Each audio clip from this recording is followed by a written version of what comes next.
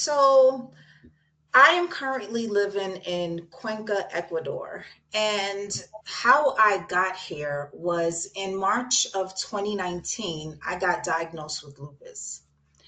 And exactly 1 year later, COVID hit. And I was living in New York. And with everything shut down and the restrictions that the mayor was placing on New York City, I was like, I got to get up out of here. So I wanted to go to Bali, but Bali required that you had to have the COVID vaccine, and I absolutely was not about to get it. So my quick escape was to Florida, Daytona Beach, Florida. And Florida was wide open. So that was a shock when I got there. When I got to Florida, at that point, I'm working remotely, and I decided I was never going to walk into anybody's job ever again. And I had a side business that I was doing.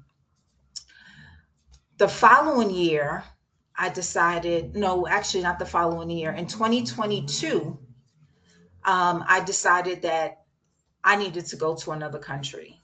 Like, I was done with the United States. I was done with the healthcare system.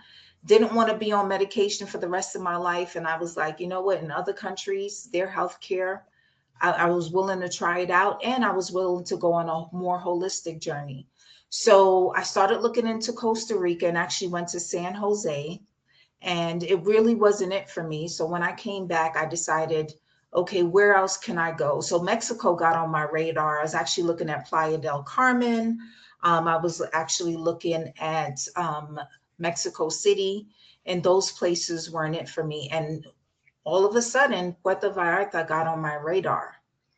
And so I said I was going to go there for 3 months and see what it was like. I arrived there September 5th, 2 days into getting there. I was like, you know what? I'm living here.